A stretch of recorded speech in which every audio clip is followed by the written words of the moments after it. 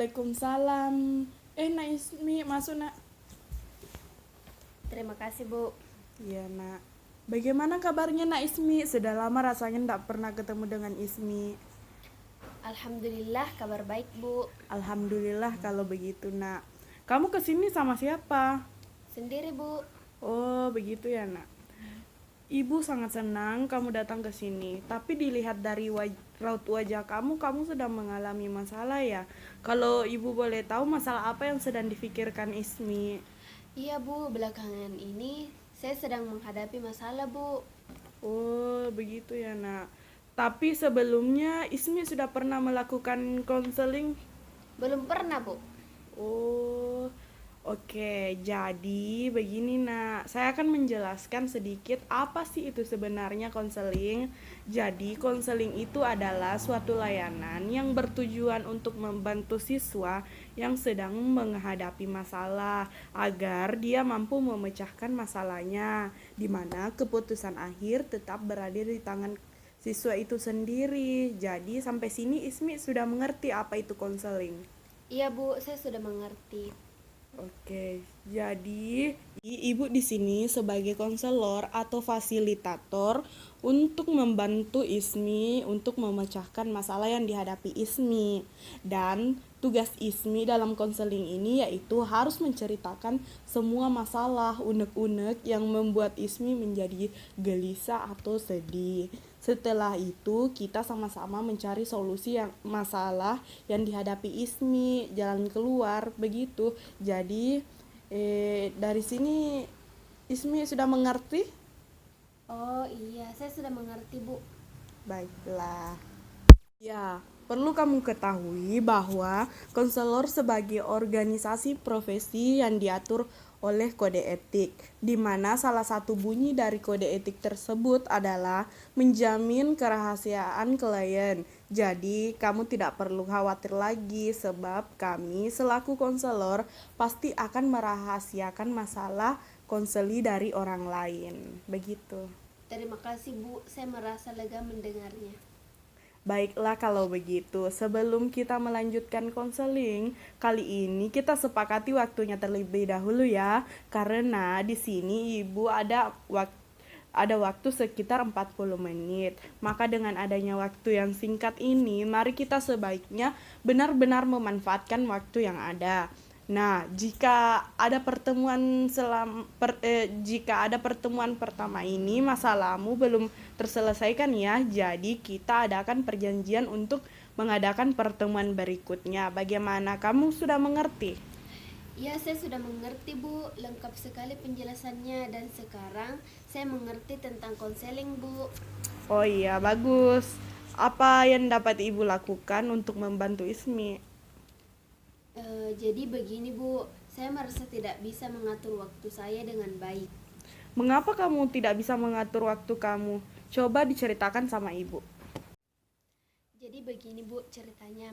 Selama ini saya mengikuti kegiatan organisasi di sekolah yang membuat saya pusing karena tidak bisa menolak ajakan teman ketika mengikuti kegiatan organisasi di sekolah, sehingga saya tidak bisa mengatur waktu antara kegiatan organisasi di sekolah dan mengikuti pelajaran di kelas. Terkadang juga saya tidak mengikuti pelajaran di kelas, alhasil belajar saya terbengkalai, Bu. Begitu. Tadi kamu mengatakan bahwa kamu mengikuti kegiatan organisasi di sekolah yang membuat kamu pusing karena tidak bisa menolak ajakan teman ketika mengikuti kegiatan organisasi di sekolah, sehingga kamu tidak bisa mengatur waktu antara kegiatan organisasi dan mengikuti pelajaran di kelas. Terkadang juga kamu tidak mengikuti pelajaran di kelas, alhasil pelajaranmu jadi terbengkalai, begitu? Iya, benar, Bu. Saya terkadang lebih memilih kegiatan organisasi dengan teman saya dibandingkan mengikuti pelajaran di kelas. Akhirnya, banyak mata pelajaran yang tidak dapat saya pahami, Bu. Jadi kamu lebih mementingkan kegiatan organisasi di sekolah karena ajakan teman daripada pelajaran di kelas, begitu? Iya, benar sekali, Bu. Sebenarnya saya ingin memilih mengikuti pelajaran di kelas, tetapi di sisi lain saya tidak bisa menolak ajakan teman saya. Saya memahami apa yang Anda maksudkan. Iya, Bu. Begitu sulitkah saya menolak ajakan teman dengan cara yang baik agar saya bisa mengikuti pelajaran di kelas sehingga belajar saya tidak terbengkalai, Bu. Jadi kamu merasa bingung bagaimana cara menolak ajakan teman untuk mengikuti kegiatan berorganisasi karena kamu ingin fokus pada pelajaran di kelas agar belajarnya bisa maksimal seperti itu. Iya, Bu. Sebenarnya saya tidak begitu aktif mengikuti kegiatan organisasi, tetapi setelah saya menjabat menjadi wakil ketua organisasi dan harus menjadi partner teman saya tidak bisa mengatur waktu pelajaran di kelas. Akibatnya saya juga tidak bisa mengatur belajar dengan baik, Bu.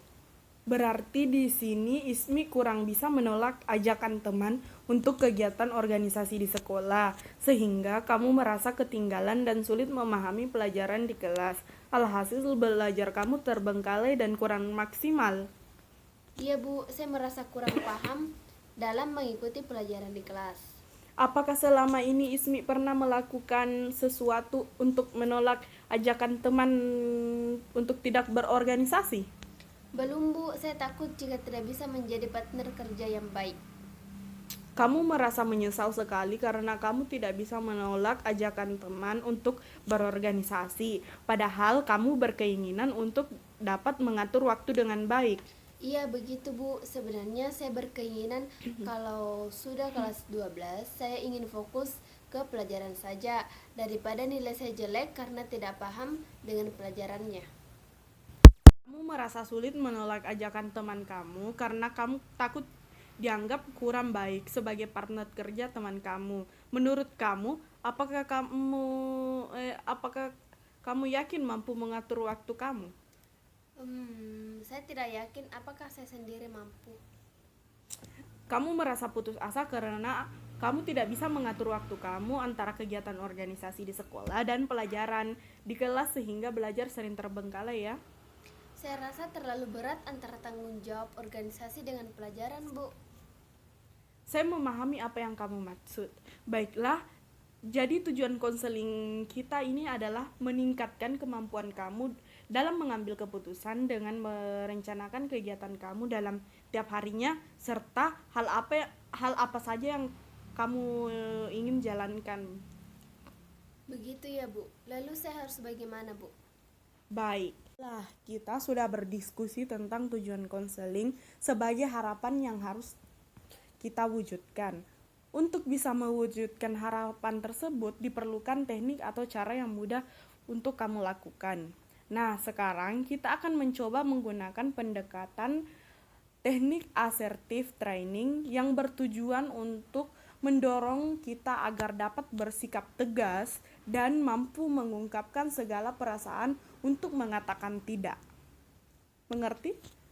Baiklah, Bu. Tapi apa yang harus saya lakukan? Begini, saya akan mengajak kamu untuk melakukan role playing atau bermain peran.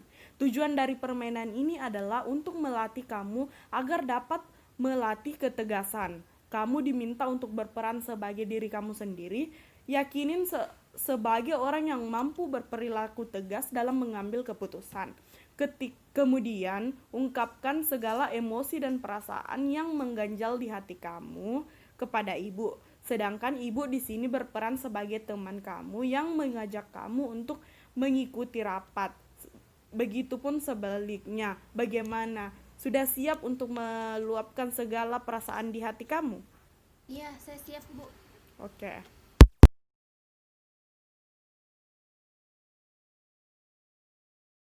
Oke, kita mulai ya Ismi. Ibu berperan sebagai teman kamu. Ismi, kamu habis pulang sekolah mau kemana? Aku mau pulang soalnya ada keperluan mengerjakan tugas. Loh, kok langsung pulang sih? Nanti jam 3 sore kan ada rapat, masa kamu tidak ikut? Kan kamu sebagai wakil ketua OSIS, ikut rapat saja dulu. Gimana ya? Sekali-sekalilah aku absen dulu tidak ikut rapatnya. Udahlah, ayo ikut rapat dulu. Masalahnya rapat ini membahas rencana pemilihan jabatan ketua OSIS baru. Kamu banyak dibutuhkan loh di rapat ini. Ya sudahlah kalau aku emang harus mengikut rapat itu. Nah, gitu dong. Kamu emang harus ngikutin rapat ini, soalnya rapat ini penting. Iya, tapi lain waktu aku tidak bisa ikut ya. Loh, kok nggak ikut sih? Kalau aku ikut rapat, hampir tiap waktu Lah, terus kapan aku belajarnya? Hampir tiap waktu aku harus ngikut rapat ini. Padahal kegiatanku tidak cuma belajar dan rapat aja. Aku punya kegiatan dan aktivitas lain. Kan ada ketua OSIS. Ketua OSISnya juga sering absen ikut rapat OSIS. Kenapa kalau aku diwajibkan hadir mengikuti rapat itu? Tolong ngertiin dong, urusanku gak cuma di organisasi ini loh. Aku butuh waktu untuk urusanku yang lain. Lah, kamu kan ketua OSIS. Kalau ketua OSISnya tidak hadir, terus gimana dong?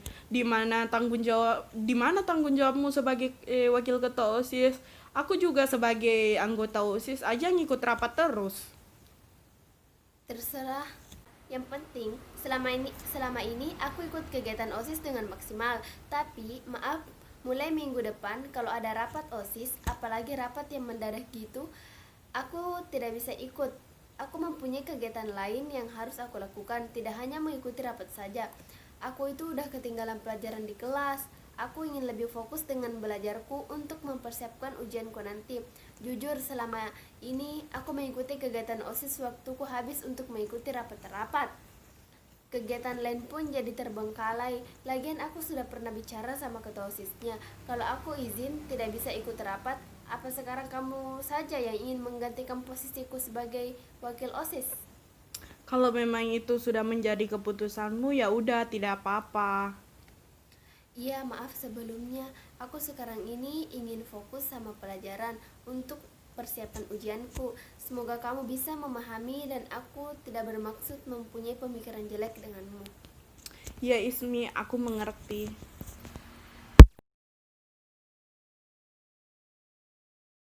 Nah, itu kamu bisa melakukannya. Bagaimana perasaan kamu sudah melakukan simulasi tadi?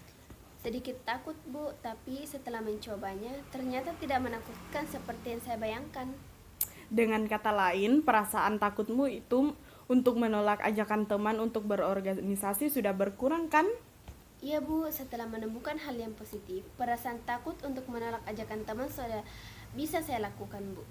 Nah, sekarang yang perlu kamu lakukan, coba kamu terapkan tingkah laku tadi dengan teman-temanmu. Itu sekitarnya kamu tidak bisa melaksanakan ajakan teman kamu. Iya, Bu, saya akan berusaha untuk mencobanya, Bu. Baiklah, sebagai kesimpulan akhir dari pembicaraan kita, dapat Ibu simpulkan bahwa Ismi ini mempunyai masalah, yaitu tidak berani mengatakan yang tidak untuk menolak ajakan teman. Setelah kita melakukan simulasi tadi, Ismi akan berusaha menerapkan tingkah laku tadi ke teman-temanmu. Iya, Bu. Baiklah Ismi, rupanya waktu kita sudah hampir habis. Apakah masih ada sesuatu yang ingin Ismi sampaikan? Sepertinya sudah tidak ada lagi, Bu. Oke, kalau begitu, Ibu berharap kamu bisa melakukannya dan menerapkan apa yang telah tadi kita peragakan kepada teman-temanmu jika kamu ingin menolak ajakan mereka ya. Iya, Bu. Baiklah kalau begitu. Kalau kamu tidak keberatan, kita akan bertemu lagi di sini di jam yang sama minggu depan. Apakah untuk membicarakan perkembangan yang telah kamu alami? Baik, Bu, saya sangat setuju. Oke, hari ini cukup sampai di sini dulu ya. Sampai ketemu minggu depan lagi ya, Ismi. Iya, Bu, kalau begitu saya permisi dulu. Assalamualaikum. Waalaikumsalam.